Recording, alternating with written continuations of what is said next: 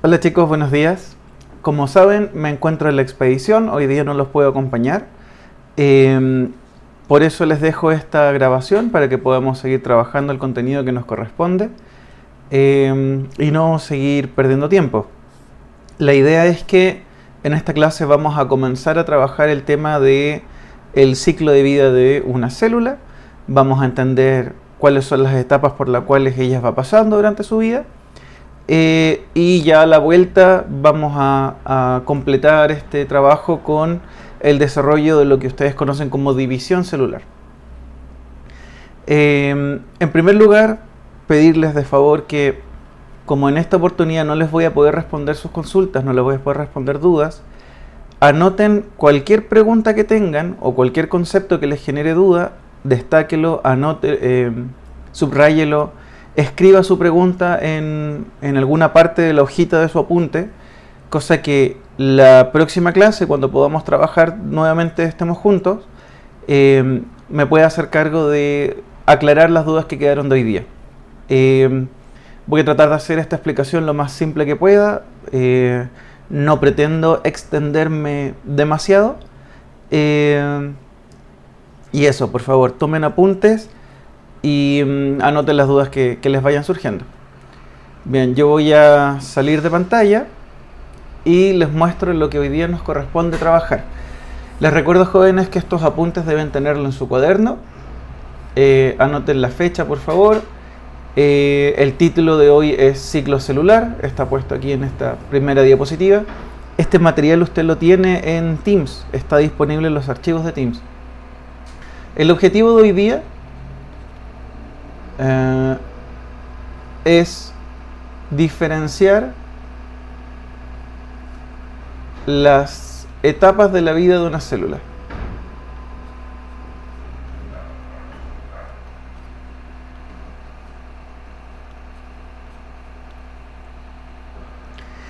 Lamento la letra, voy a tratar de ir mejorando a medida que voy avanzando. No estoy tan acostumbrado a este sistema. Entonces, para poder trabajar el tema del ciclo celular, tenemos que ir recordando algunos conceptos importantes que hemos conversado en clases anteriores, relacionados con el ADN, con los cromosomas, por supuesto, y con las estructuras propias de la célula. Entonces, partamos por lo más simple. Este hilo que ustedes ven aquí, ¿sí?, en esta parte de la diapositiva, representa el ADN. Representa el ADN formando solamente una cromátida. Una cromátida significaba que había un brazo del cromosoma. En contraposición, por ejemplo, a este caso, donde tú tienes dos cromátidas formando un cromosoma. ¿Dónde estaba el truco? En observar el centrómero. Si yo veo un centrómero, eso quiere decir que esto es solo un cromosoma. ¿Qué pasó desde el punto inicial hasta que el cromosoma se duplicó? Claramente tiene que haberle pasado algo al ADN. El ADN tiene que haberse copiado o duplicado. Ustedes usan la palabra clon, ¿sí? Nosotros nos referimos a esto como que el ADN se clonó, se copió fielmente, es importante que esta copia sea correcta, para poder generar un cromosoma de estas características, con dos cromátidas. Y adicionalmente las llamábamos hermanas porque son genéticamente idénticas. Ese cromosoma doble después podía separarse para generar dos cromosomas simples. Si nosotros observáramos los centrómeros, cada uno debería tener su centrómero. Y aquí hay dos cromosomas, cada uno simple. Entonces, ¿qué es lo que necesitamos recordar? Necesitamos recordar el concepto de cromátida hermana. Esto lo hemos conversado. Cromátida hermana o cromátidas hermanas son ambos brazos de un cromosoma doble.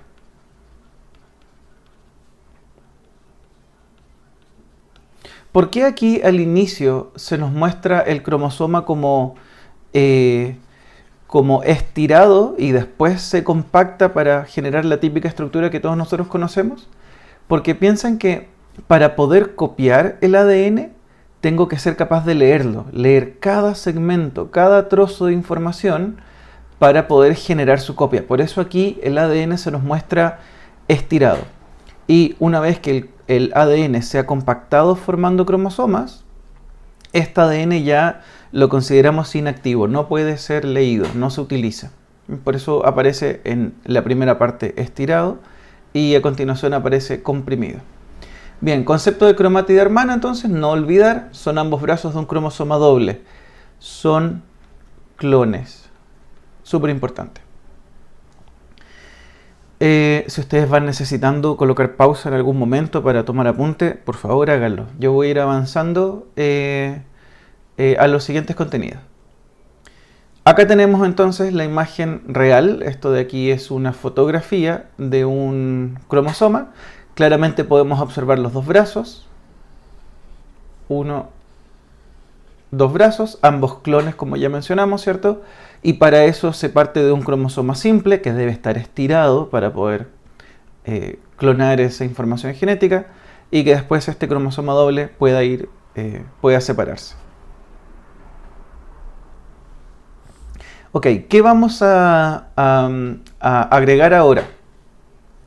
Esta imagen es súper importante porque nos muestra lo siguiente. Yo le voy a hacer un dibujito similar aquí al lado, un poco más simple para que usted lo pueda tener.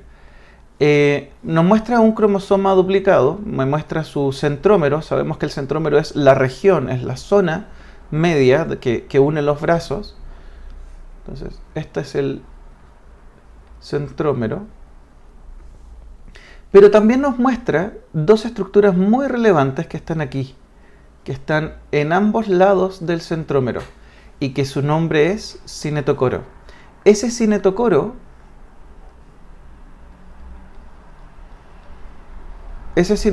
va a cumplir una función muy importante durante esta parte del contenido. Tú entiendes que para poder separar estos dos brazos, para que esto sea separado y se muevan a distintas células, hay que tomar el ADN y arrastrarlo, hay que tirarlo. Y si eso lo hacemos desde cualquier lugar del ADN, desde aquí, acá, allá o cualquier otro lugar, podemos generar daños, podemos generar rupturas. Y esas rupturas las conocemos como mutaciones. No es algo beneficioso, no debería estar ocurriendo. Por lo tanto, para evitarlo, aquí a los costados del centrómero se generan estas proteínas de anclaje. Es importante que te lo imagines así. El cinetocoro, lo vamos a definir aquí. Cinetocoro son proteínas de anclaje para separar a las cromátidas hermanas.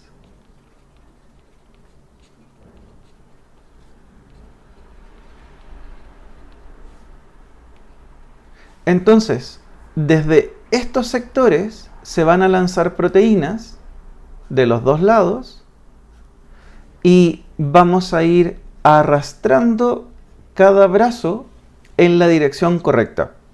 Ese cromosoma doble se va a separar. Vamos a ir separando este punto de aquí, entonces. Estos brazos se van a separar gracias a que el cinetocoro es el lugar de anclaje. Es el punto donde se van a tomar las cromátidas hermanas para irlas separando. Es importante ese concepto. Cinetocoro. ¿Quiénes son los que van a hacer esta separación? Lo vamos a ir viendo de a poco. Más adelante vamos a explicar quién hace este proceso de separación. Es importante que en este momento entiendas que el cinetocoro son proteínas de anclaje que se unen al centrómero, están pegaditas al centrómero. Siguiente punto, ¿qué son los telómeros? Fíjate que los telómeros son las partes más externas de los cromosomas. Y como puedes ver en la imagen, hay telómeros que son más grandes y telómeros que son más cortitos. En una persona adulta, lo que va a pasar es que los telómeros se van a ir achicando con el paso del tiempo. Mientras que en una persona joven, sus telómeros todavía van a seguir siendo abundantes, van a seguir siendo más grandes. ¿Por qué son importantes? Porque imagínate lo siguiente.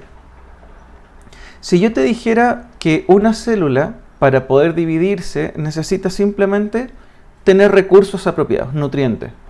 Yo podría tener, en teoría, una célula que se divida de manera permanente, de manera prácticamente eterna.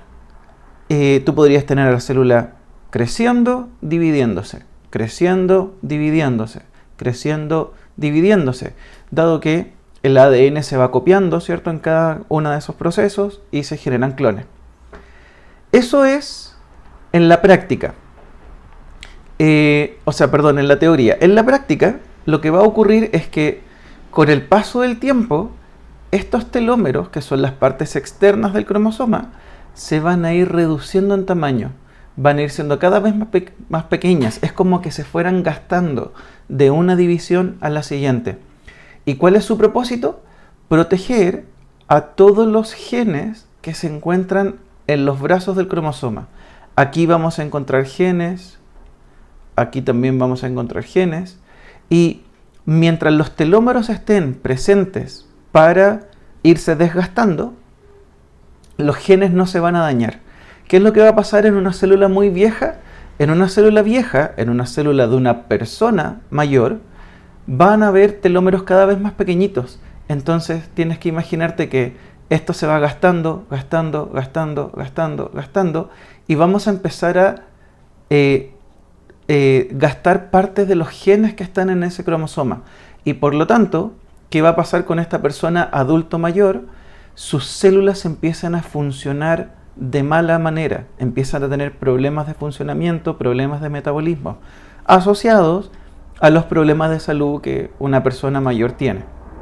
Entonces, lo que va ocurriendo es que el ADN, los cromosomas, se van desgastando a medida que se van dividiendo. Y ese desgaste va haciendo que los genes que están presentes en el cromosoma se vayan perdiendo y las células van comenzando a funcionar mal. Esto es en la práctica, ¿bien? Resulta que existe una célula que es capaz de mantener sus telómeros, y es algo que está en estudio, es muy interesante, y que puede dividirse en la realidad de manera ininterrumpida. Se ha encontrado que las células cancerígenas, los tumores, son capaces de dividirse sin desgastar sus telómeros. Estas zonas de protección no se están achicando. Eso está en estudio, se está viendo por qué ocurre y si eso se logra descubrir por qué no se está desgastando, existe toda una rama de la biología que se está encargando de aplicar esos conocimientos a tratamientos médicos para que podamos prolongar la salud de las personas de mayor edad. En el fondo, llegar a viejitos con una mejor salud genética. Los tumores pueden hacerlo. Más adelante vamos a estudiar cáncer, pero por ahora como dato se los dejo ahí como un punto importante. ¿Qué vamos a notar entonces? Los telómeros. Son las regiones más externas de los cromosomas.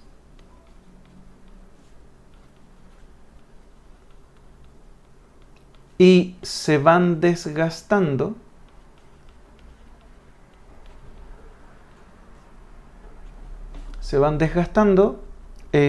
con las sucesivas divisiones celulares.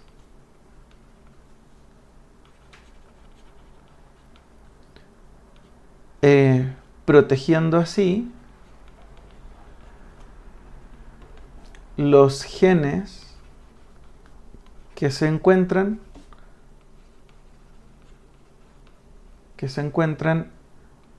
en los cromosomas. Más adelante vamos a estudiar cáncer y ahí nos vamos a dar cuenta de cómo opera la célula tumoral, la célula cancerígena. Pueden hacer una pausa aquí si necesitan tomar apuntes, recuerden. Bien. ¿Cuáles son los genes que tienen los cromosomas? Bueno, aquí les muestro un ejemplo. Este de aquí es un cromosoma de mosca, el que tú puedes ver acá en color. Vamos a usar otro lápiz. El que ves aquí en color es un cromosoma de mosca y cada uno de los colores que puedes observar, el rojo, el morado, el verde, el amarillo, este medio cafecito, morado, verde, etcétera, etcétera, etcétera, son distintos genes. Y aquí están los nombres. Se llaman 78E1, 91A2, 81G1, 98D7, no nos interesa. Lo importante es que cada uno de esos genes tiene una posición específica en el cromosoma. Y esa posición específica en el cromosoma también ocurre en los nuestros. Nuestros cromosomas contienen genes ordenados de manera específica. ¿Recuerdan lo que era un cariotipo? Donde teníamos esa imagen con los 23 pares de cromosomas ordenados. Bueno, en esos 23 pares de cromosomas vamos a encontrar en cada uno de ellos genes que están alineados. Entonces, recordamos lo siguiente. Si yo dibujo esto, espero que usted lo entienda que son cromosomas homólogos. La forma fácil de saber que son homólogos era revisando que tengan la misma forma y el mismo tamaño. Estos están dibujados a mano, así que por supuesto no van a ser exactamente iguales, pero supongamos que lo son. Son cromosomas homólogos. Uno lo heredé de mi papá, el otro lo heredé de mi mamá. Y en estos cromosomas homólogos vamos a encontrar genes que llamamos alelos. Esta palabra la hemos definido anteriormente. Espero que la recuerden. Por ejemplo, aquí voy a colocar un alelo dominante y aquí voy a colocar un alelo recesivo. Acá voy a colocar un recesivo y al otro lado un dominante. Aquí voy a colocar, no sé, 2 dominantes y acá 2 recesivos. Nosotros representamos a los alelos dominantes con letra mayúscula y a los alelos recesivos con una letra minúscula. ¿Qué es lo importante en este punto? Esto ya lo habíamos conversado. Ya deberíamos saber lo que son los alelos. Los alelos, definición cortita, los alelos eran las variantes de cada gen. Entonces yo puedo tener un gen de desarrollo muscular dominante y un gen de desarrollo muscular recesivo. Un gen para mi capacidad visual recesivo y un gen para mi capacidad visual dominante. Y uno lo va heredando de tu papá y tu mamá al azar. ¿Dónde está el punto? Estos alelos, que son genes, los alelos son genes o son variaciones de genes. Genes, coloquemos variaciones de genes.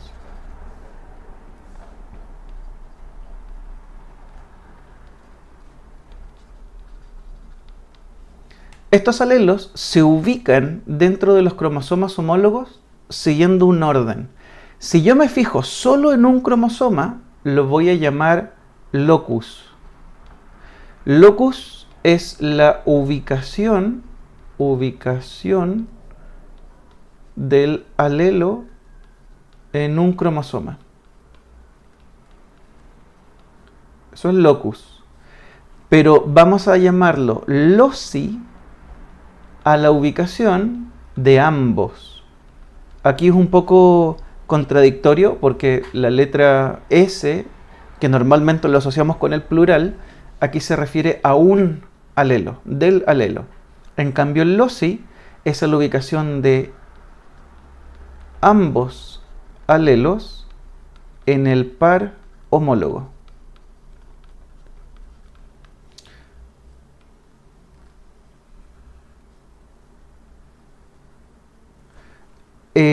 Entonces, si tú miras acá, vamos a ver que este de aquí es el locus para el alelo B y este completo es el loci para el par de alelos B. Todo esto es el loci para el par de alelos B. A eso nos referimos con singular y plural. Singulares en uno de los cromosomas homólogos y plurales en ambos. Lo que podría pasar es que las mutaciones provoquen que estas ubicaciones cambien. Que ese alelo B, por ejemplo, que este alelo B se mueva y cambie su ubicación en este cromosoma. Y eso puede generar alteraciones, por supuesto, en el funcionamiento de la célula. Pero por el momento no vamos a estudiar mutaciones. Más adelante nos vamos a dedicar a ello. En esta ocasión necesito que entiendan que la ubicación de los alelos en los cromosomas es importante. Se denomina loci cuando hablamos del par homólogo y se denomina locus cuando hablamos de uno de los dos cromosomas.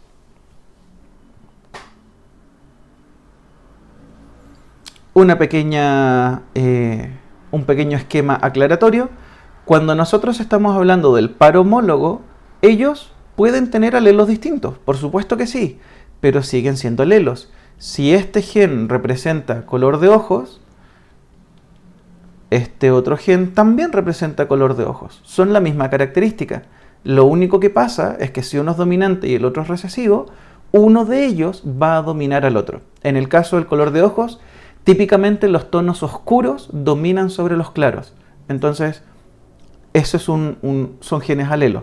Determinan un tono, ¿cierto? Una coloración de los ojos, pero uno puede ser dominante y el otro recesivo. Y cuando el ADN se duplica, dentro de un cromosoma doble no pueden haber diferencias. Si un brazo tiene el gen dominante, el otro tiene que tener el dominante, porque recuerden que un cromosoma doble es ADN clonado, es copiado. Por lo tanto, este brazo tiene que ser genéticamente idéntico al otro. Bien, comencemos entonces con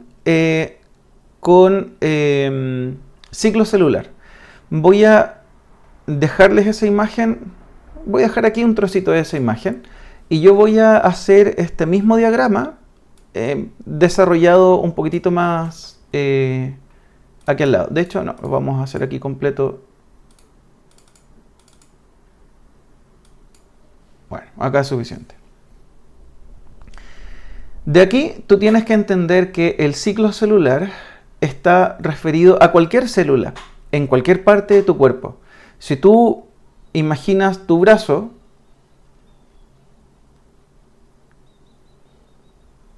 no me salió tan mal. Si imaginas tu brazo, estoy hablando de una célula que está aquí, por ejemplo. Esa célula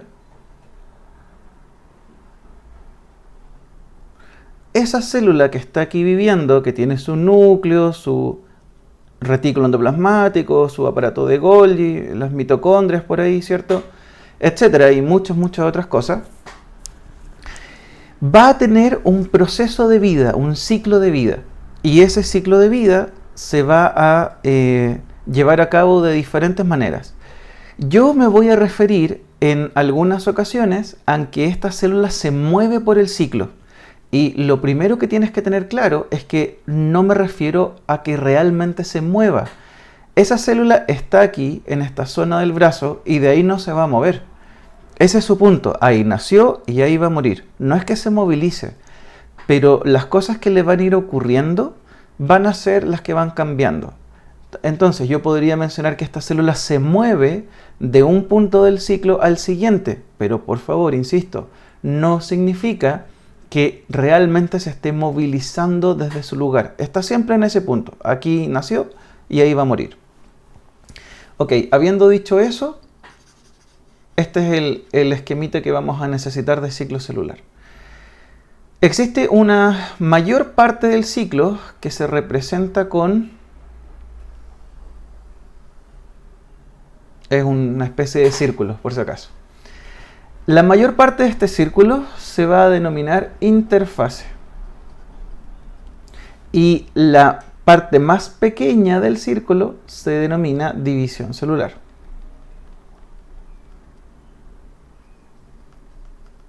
División celular.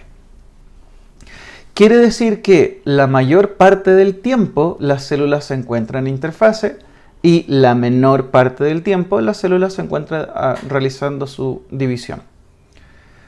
Ahora, dentro de estas dos etapas vamos a encontrar subetapas. O sea, dentro de esta etapa de interfase vamos a encontrar pequeñas etapas que van ocurriendo. Y vamos a comenzar aquí.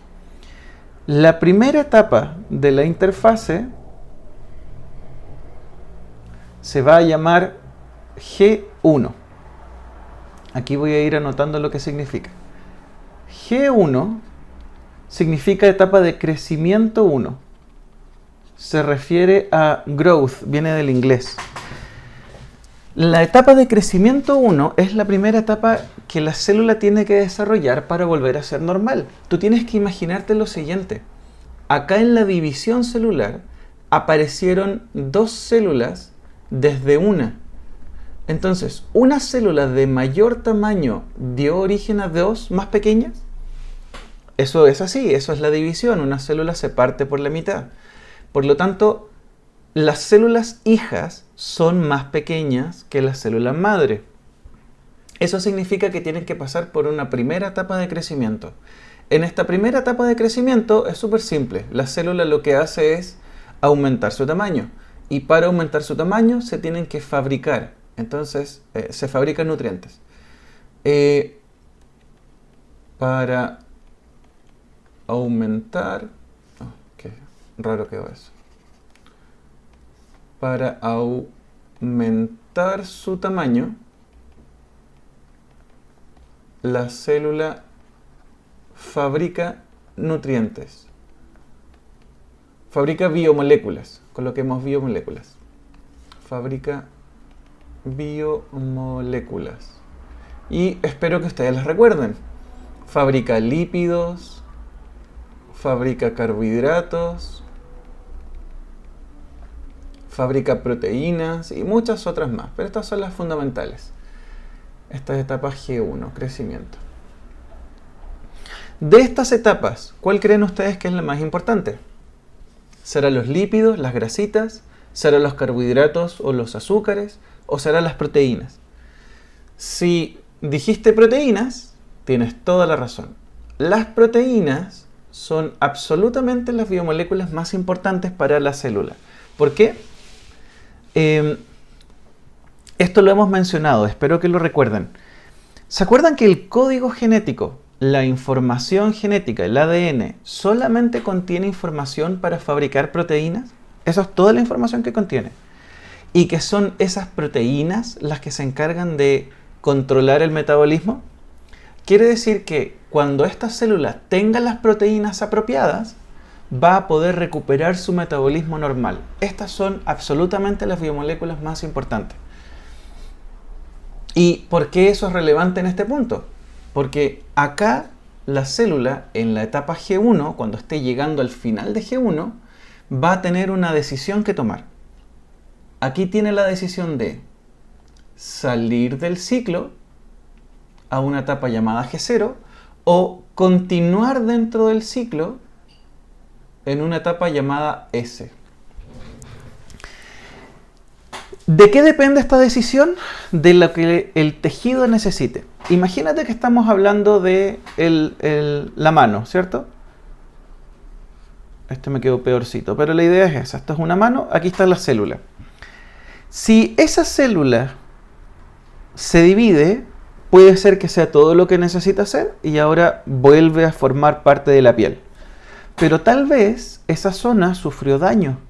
Podría ser que ese lugar se hizo una herida o la radiación solar provocó que células murieran y hay que reemplazarlas. Por lo tanto, la decisión de continuar en el ciclo o salir del ciclo se determina a partir de lo que esa célula está sintiendo en su ambiente. Lo importante aquí es el ambiente químico. Dependiendo de qué sustancias químicas hayan acá, alrededor de esa célula, ella va a tomar la decisión. Si continúa en el ciclo, va a volver a dividirse nuevamente. Y imagínate que es una herida. Si todavía no se sana, va a dividirse nuevamente. Si todavía no se sana, va a dividirse nuevamente. Hasta que la herida se sane, las sustancias químicas cambien y la célula pueda por fin decir, ok, esta herida ya se sanó, ahora yo tengo que empezar a funcionar. ¿Por qué? Porque cuando la célula está en este ciclo, solamente puede dividirse, nada más. No puede funcionar como el órgano que es. Por ejemplo, si fuera una célula cardíaca, y aquí está la célula que estamos analizando, su ambiente le dice divídete, divídete, divídete, y lo va a seguir haciendo. Pero si siempre se divide, no va a poder cumplir con su función de ser célula cardíaca. O cumple su función de célula cardíaca o se divide. O cumple su función como célula de piel o se divide. O cumple su función como célula de hígado, de páncreas, de riñón, de neurona o lo que sea, o se divide. Siempre tenemos esa alternativa. La célula tiene esa alternativa. Entonces, si el ambiente químico lo permite, la célula entra en G0. Podemos decir que entra en G0 o que sale a G0 o que se mueve a G0. Por eso les explicaba hace un ratito que no se confundan con el movimiento. No es que las células se estén moviendo, es que simplemente está en uno u otro estado de su ciclo celular. Y G0 lo vamos a definir como crecimiento cero. Su nombre es reposo proliferativo. Reposo proliferativo quiere decir que no se está dividiendo. Proliferar es eso, que algo esté creciendo. Cuando tú dices que, por ejemplo, un negocio es prolífero, es que está creciendo, que le está yendo bien, ¿cierto? Está aumentando su capital. Eso es prolífero. Una célula que está proliferando es una célula que está dividiéndose, que está generando células. Cuando yo digo que G0 es reposo proliferativo, significa que no se divide. Aquí la célula ya no está en proceso de división, ni lo va a estar prontamente. Lo que aquí está haciendo la célula es comenzar a funcionar como el tejido que le corresponde. Como el tejido que le corresponde. Y tiene que comenzar a funcionar como el tejido que le corresponde, porque de otra manera el tejido empieza a funcionar mal. Yo necesito que el riñón, que el páncreas, que el intestino, que el estómago, los pulmones funcionen como lo que son, como cada tejido, como cada órgano. Si hay muchas células dividiéndose, por supuesto que el órgano no puede funcionar bien. Entonces, apenas pueda, la célula va a salir del ciclo a G0 y con eso empieza a funcionar. Y aquí puede estar muchísimo tiempo, puede estar por horas, por días, semanas, meses, incluso años.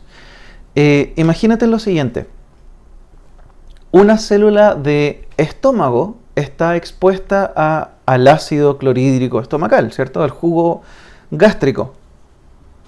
Y el jugo gástrico es tremendamente corrosivo, por lo tanto, cada célula estomacal tiene que estarse dividiendo con bastante frecuencia. El órgano completo normalmente se encuentra en procesos de división celular. Obviamente hay células que están funcionando para que el estómago cumpla su rol, pero hay otras muchas que también tienen que estarse dividiendo. Se han hecho cálculos que nos indican que es tanta la división celular que ocurre en el estómago, todos nosotros tenemos un estómago nuevo todas las semanas. Significa que hay tanta división celular que al cabo de una semana todas tus células ya se han renovado. Y hay otros tejidos, como por ejemplo las neuronas, como por ejemplo los huesos, que se dividen muy poquito. De hecho, las neuronas prácticamente, no todas, pero prácticamente no se dividen, pasan en G0, están tan especializadas en transmitir impulsos nerviosos que ya no se están dividiendo, ya no son capaces, pierden esa capacidad. Y tejidos como el hueso, donde están en G0 por años y solamente van a estar creciendo en, por ejemplo, ustedes, en adolescentes, en niños que están en crecimiento todavía hay células de hueso que se están dividiendo. En nosotros, los adultos, esas células ya se detienen y están ahí presentes. ¿Cuándo van a dividirse nuevamente? Cuando tengamos alguna lesión, por ejemplo, alguna fractura de hueso, ahí el ambiente químico les va a indicar que esas células que están en G0 vuelvan a entrar al ciclo para dividirse y dividirse y dividirse hasta que se recupere la lesión. pero esto es muy variable. Van a haber células que demoran horas en completar este ciclo, hay células que van a demorar años.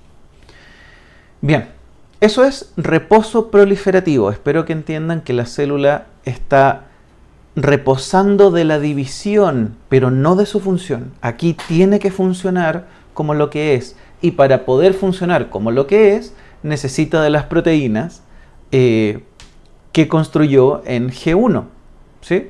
En G1, en la etapa G1, la célula tiene que fabricar todas las biomoléculas, todas las proteínas que va a necesitar. Y cuando las tenga, recién ahí puede o funcionar o continuar su proceso de división. Bien, vamos ahora a la etapa S. Etapa de síntesis, es la que está aquí, ¿cierto? Etapa S. Lo voy a borrar lo que anotamos aquí al ladito. Espero que ya lo tengan y si no, pónganle pausa.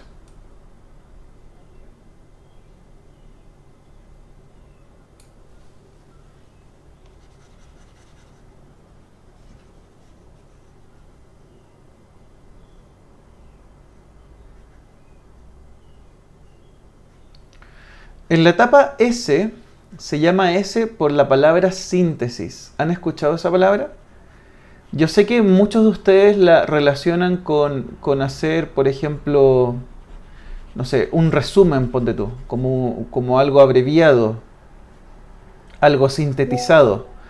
Pero el concepto tiene que ver con construir algo. La etapa S se refiere a síntesis o replicación. Sintetizar algo es fabricar algo. Cuando tú haces un resumen, estás fabricando el resumen. Estás tomando la información del contenido que sea y estás generando un resumen. Esa es la síntesis, es generar algo. Acá, la síntesis o replicación ocurre del ADN. Este es el momento donde el ADN se duplica. El ADN se duplica. Nosotros tenemos que entender que esos son clones, ¿cierto? Si una célula tiene que dividirse en dos, el ADN tiene que estar copiado para que cada célula hija se lleve una copia. Entonces, el ADN se duplica. Clonación vamos a colocar. Y aquí ocurre algo más que lo voy a dejar anotado, no lo voy a explicar todavía. Más adelante vamos a hacer esta explicación para no confundir tanto las cosas. Por ahora solo lo anoto. Acá también se duplican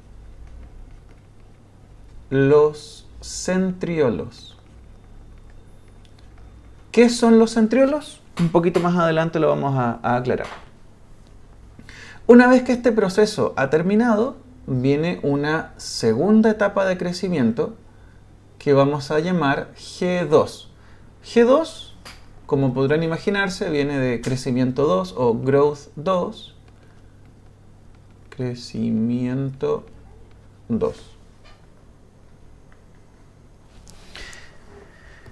¿Qué es lo que estamos haciendo en esta etapa? Obviamente crecer, obviamente fabricar algo, construir algo, aumentar de tamaño. Por supuesto que sí. ¿Pero por qué? ¿Qué creen ustedes que es lo que debería pasar a G2? ¿O por qué G2 es tan importante para que ocurra antes de la división celular? Quiero que piensen en lo siguiente.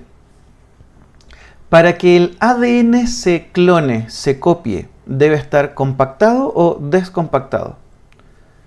Debe estar descompactado, debe estar estirado para poder leerlo y copiarlo.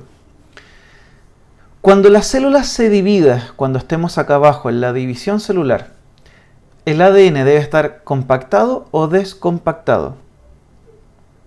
Probablemente ya sepan que aquí tiene que estar compactado, ¿cierto?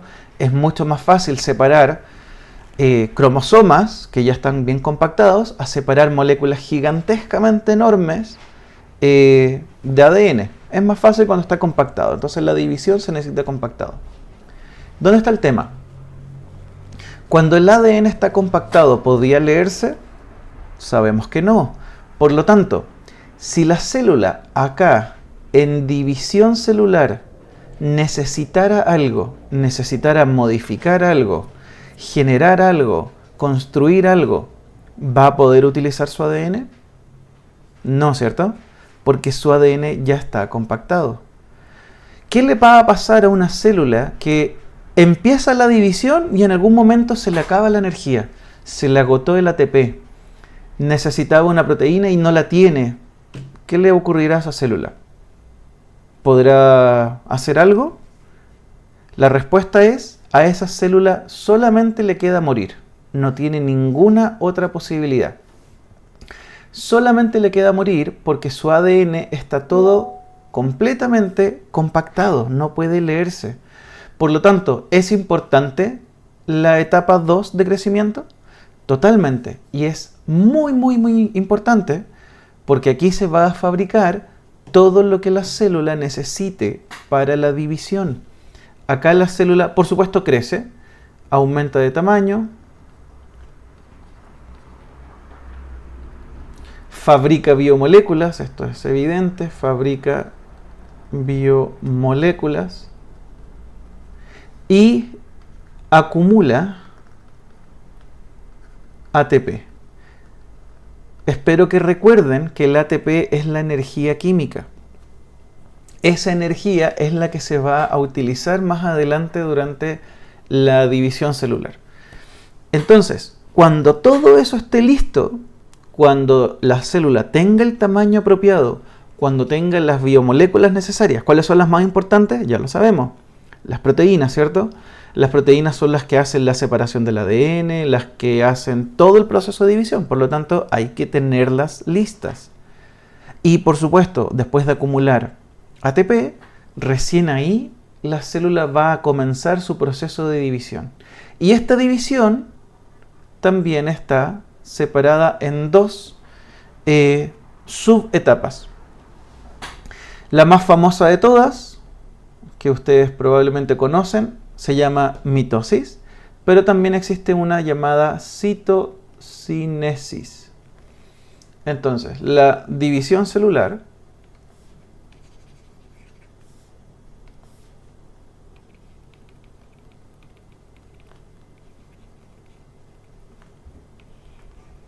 va a estar formada por mitosis,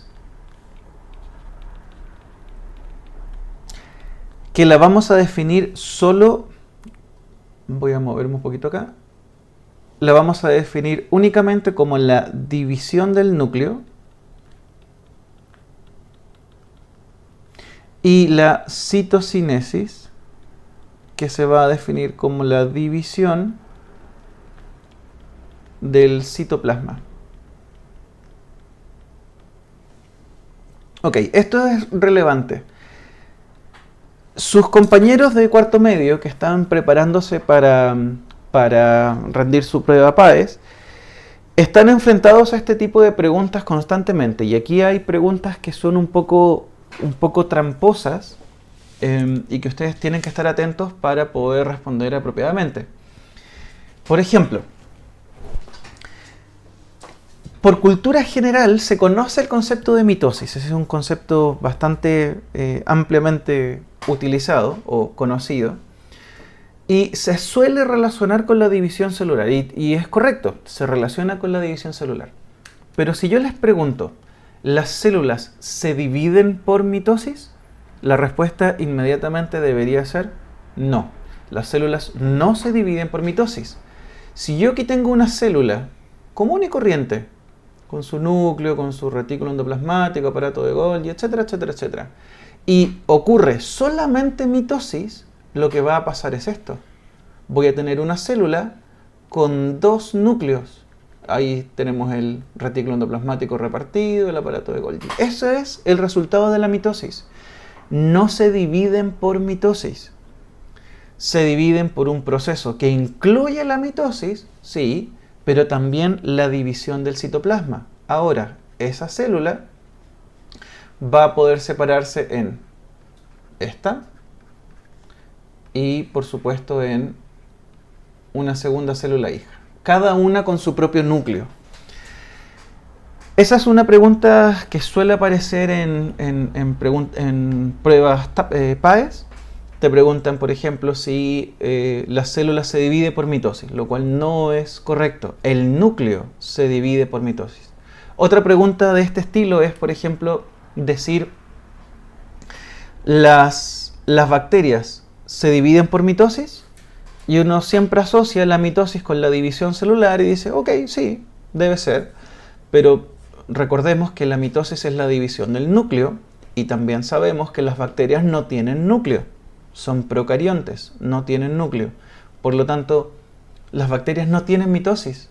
Sí se dividen y el proceso es muy parecido, pero no se llama mitosis porque no tienen núcleo. Bien, acá tienen una descripción de estas etapas mucho más bonito, ¿cierto? Más claro. En la etapa G1 tenemos que hay aumento de las proteínas, súper importantes, son las que van a generar el metabolismo de esa célula. Un aumento de los lípidos, de los carbohidratos, de los ácidos nucleicos. Esta es la primera etapa de crecimiento. Después la célula puede decidir si es que va a G0 o va a S. Si va a G0 es porque tiene que funcionar. La célula tiene que cumplir su función. Si vuelve a S es porque se necesita dividir. Ahora, pregunta, cuando una célula está en G0, está funcionando, y algo pasó, ahora se hizo una herida, por ejemplo, ¿va a pasar directamente a S o se devuelve a G1 y de ahí se va a S? ¿Qué creen ustedes? La respuesta correcta es lo segundo. Cuando una célula está en G0, no puede pasar directamente a S. Tiene que devolverse a G1 y en G1 pasar a S. Ahora en S, ¿qué le va a ocurrir? Ya lo sabemos, se va a duplicar su ADN, eso es clonación, ¿cierto? Vamos a duplicar los centriolos, que todavía no se explica, pero es importante que lo conozcan. Y, súper importante, aquí lo coloqué con un signo de exclamación, aún no hay cromosomas. Recuerden, cuando el cromosoma existe, el ADN no puede leerse, es inactivo. Por lo tanto, si lo quiero clonar, si lo quiero copiar, tengo que poder leerlo. Después nos vamos, por supuesto, a la segunda etapa de crecimiento, donde aumentan las biomoléculas, proteínas, lípidos, carbohidratos, etc. Y no olvidarnos el ATP. Aquí se tiene que acumular energía para la siguiente etapa. Si en la siguiente etapa, que es la división, se acaba la energía, la célula no tiene ninguna escapatoria, va a morir 100% de las veces. Comenzamos con una mitosis, que era la división del núcleo, y posteriormente una citocinesis, que es la división del citoplasma. El resultado, 2 células hijas que son clones de la anterior, genéticamente iguales. Bien, ¿qué es lo que pasa en bacterias? En bacterias se denomina fisión binaria o bipartición, mientras que en eucariontes, en plantas, en hongos, en animales, se denomina división celular y constituye la mitosis y la citocinesis. En ambos casos, el proceso es idéntico. Tiene que crecer, tiene que duplicar ADN, tiene que separar ese ADN y tiene que formar las células hijas. El proceso es el mismo. Obviamente los detalles son distintos porque en uno hay núcleo y en el otro no, ¿cierto? La cantidad de cromosomas en la célula eucarionte es mucho más amplia que en las bacterias, pero el proceso en general es el mismo. Esto es lo que ocurre en una bacteria.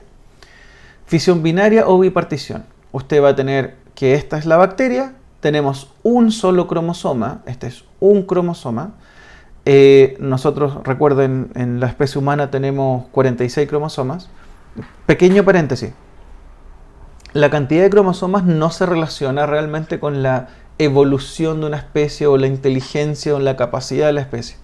Tenemos plantas de tomate que tienen mucho más cromosomas de nosotros, hay moscas que tienen mucho más cromosomas de nosotros, hay rarezas por ahí genéticas que tienen cientos de cromosomas y son plantas. Entonces, no se guían solamente por la cantidad de cromosomas como un indicador de evolución. Bueno, aquí tenemos un cromosoma que se tiene que duplicar, se tiene que separar y después dividimos las células hijas hasta que se vayan a separar en dos, generando clones. El proceso es el mismo, ¿bien? Solo que aquí no hay núcleo. ¿Qué va a pasar en células eucariontes? Aquí nos vamos a dedicar a estudiar más profundamente. Vamos a tener que la mitosis propiamente tal va a tener 4 etapas: la profase, la metafase, anafase y telofase, y la citocinesis también la vamos a ir estudiando con detalle. Esas etapas las vamos a comenzar a desarrollar a partir de la próxima clase. No los quiero abrumar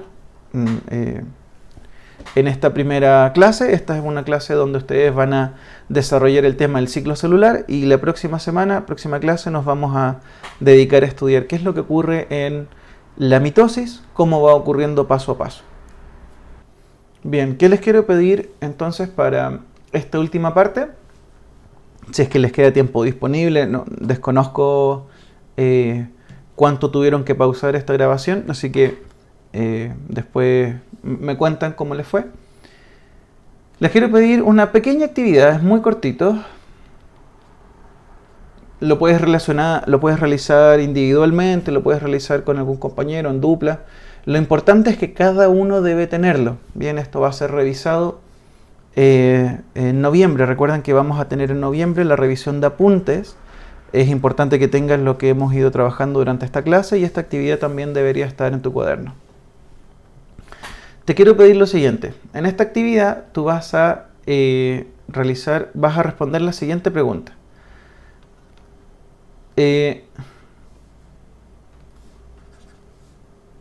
Explica cómo una célula va moviéndose a través de su ciclo celular. Tienes que explicarme qué es lo que le pasa para pasar a una etapa, para pasar a la siguiente, por qué sale, por qué entra. Esa es la idea. Y lo último, esta es la primera, lo último, un pequeño, un mini organizador gráfico,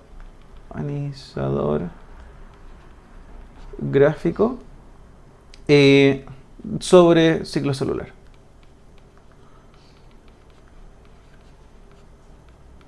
Aquí necesito que anoten las etapas, ¿cierto? Y las características principales. Es solamente a modo de resumen de lo que hemos trabajado hoy día. Bien, lo vamos a dejar entonces hasta acá. Yo me despido. Recuerden, por favor, anoten sus dudas, destaquen, subrayen todos aquellos conceptos o partes del contenido que no hayan quedado claros para poder retomar la próxima clase. Bien, que tengan un excelente día. Nos vemos más adelante.